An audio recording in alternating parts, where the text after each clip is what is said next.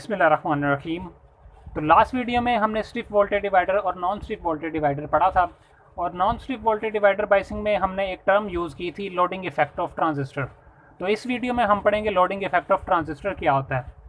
तो loading effect of transistor basically एक extra load resistor base emitter junction के दरमियान में एक बेस एमिटर जंक्शन की जो रेजिस्टेंस है आर इन बेस रेजिस्टेंस, वो एक जो है सिग्निफिकेंट रोल प्ले कर रही होती है वोल्टेज डिवाइडर बाइसिंग के अंदर। और उस रजिस्टर की वजह से एक लोड वहाँ पे एक्ट कर रहा होता है ट्रांजिस्टर के अंदर। बेसिकली रेजिस्टेंस किसी भी कंपोनेंट जो यूज़ की जाती है वो एक लोड की तरह काम कर रही होती है। जितना रजिस्टर की वैल्यू जितनी ज़्यादा होगी उतना लोड कम होता है, और जितनी जो है वैल्यू कम होगी रेजिस्टेंस की उतना जो लोड है वो ज़्यादा होगा।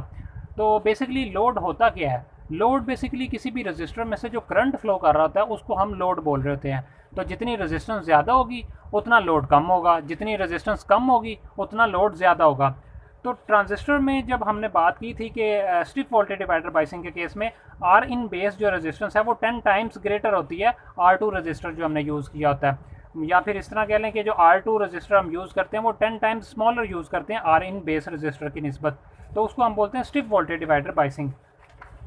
मतलब ये कि ये R2 रजिस्टर जो है ये 10 टाइम स्मॉलर जब होगा आप बेस रेजिस्टेंस से, तो फिर ज़्यादा करंट इसमें से फ्लो करेगा, I2 करंट ज़्यादा होगा IB की निस्बत। तो ट्रांजिस्टर में से ज़्यादा करंट फ्लो नहीं करेगा, मतलब ट्रांजिस्टर के ऊपर कोई एक्स्ट्रा लोड नहीं होगा। तो इसको हम स्ट्रिप वोल्टेज डिवाइडर बाइसिंग बोल रहे थे। लेकिन जब हमारे पास ये बेस एमीटर की रेजिस्टेंस ज़्यादा होगी, बेस एमिटर रेजिस्टेंस की जो रेजिस्टेंस है इनपुट रेजिस्टेंस ट्रांजिस्टर की, वो जब कम होगी बनिस्बत R2, तो IB करंट ज़्यादा फ्लो करेगा बनिस्बत I2। तो यहाँ पे एक एक्स्ट्रा लोड यहाँ पे जो रजिस्टर है वो एक लोड की तरह काम करेगी, ज़्यादा करंट फ्लो करेगा, मतलब यहाँ पे ट्रांजिस्टर के ऊपर एक ज़्यादा लोड होगा। तो उस इफ़ेक्ट को हम बोलते हैं लोडिंग इफ़ेक्ट। अब इसको यहाँ से डेफिनेशन में पढ़ते हैं। When R in base resistance greater than 10 times to the R2, then I2 is greater than 10 times to the IB।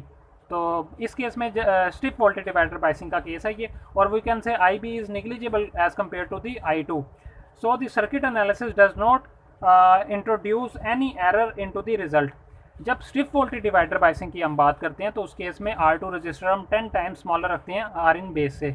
उससे ये फ़र्क पड़ता है कि IB करंट जो है वो बिल्कुल निग्लिजिबल होता है I2 के सामने। तो इस केस में हमारी जो हमने सर्किट एनालिसिस किया था उसमें कोई भी एरर नहीं आता, बिल्कुल उसी जैसी जो हमने सर्किट एनालिसिस किया था उसी जैसा हमें एक्चुअल में आउटपुट मिलता है। But if R in base resistance is smaller than 10 times of the R2, then I2 is smaller than 10 times to the IB। तो इस केस में फिर हमारे पास जो है I2 करंट है वो कम हो जाता है और IB करंट जो है वो ज़्यादा हो जाता है।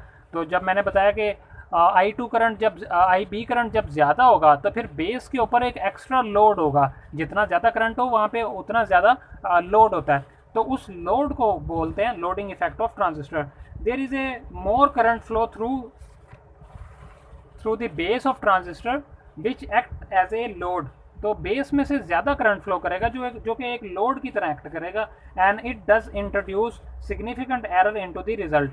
तो ये जो लोड है इसकी वजह से जो हमारा सर्किट एनालिसिस है जो हमने प्रीवियस वीडियोस में किया वो बिल्कुल एक अच्छी अप्रोक्सीमेशन नहीं दे सकेगा हमें, और उससे आउटपुट हमें बिल्कुल सेम वैसी नहीं आएगी जिस तरह का सर्किट एनालिसिस हमें बता रहा है। This effect is called loading effect, और ये इफेक्ट जो है लोडिंग इफेक्ट कहलाता है। In this case we need alternative approach to analyze the circuit।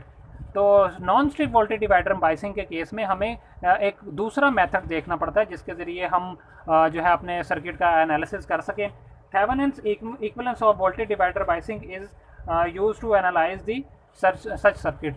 तो ऐसे सर्किट को जो है एनालिसिस करने के लिए ऐसे सर्किट का हम थेवेनिन्स रूल यूज़ करते हैं, या फिर थेवेनिन्स इक्विवेलेंट सर्किट ड्रॉ कर लेते हैं वोल्टेज डिवाइडर बाइसिंग का, और फिर उससे हम अपना सर्किट का एनालिसिस करते हैं। तो इंशाल्लाह नेक्स्ट वीडियो में अब हम थेवेनिन्स रूल यूज़ करेंगे और अपना जो वोल्टेज डिवाइडर बाइसिंग है इसको थेवेनिन्स इक्विवेलेंट सर्किट में कन्वर्ट करेंगे और फिर सर्किट एनालिसिस करेंगे।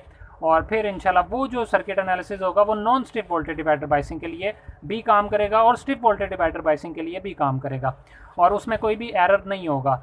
और लेकिन अगर आपको पेपर में आता है कि आप वोल्टेज डिवाइडर बाइसिंग का सर्किट एनालिसिस करें तो आप सिर्फ वोल्टेज डिवाइडर बाइसिंग का ही करेंगे, क्योंकि आम तौर पे हम R2 जो रजिस्टर है वो 10 टाइम्स स्मॉलर ही रखते हैं इनपुट बेस रेजिस्टेंस की निस्बत। तो आमतौर पे हम सिर्फ वोल्टेज डिवाइडर बाइसिंग ही करते हैं, और उस केस में जो सर्किट एनालिसिस हम प्रीवियस वीडियोस में कर चुके हैं वो बिल्कुल वैलिड होता है और वही सर्किट एनालिसिस हम यूज़ करते हैं।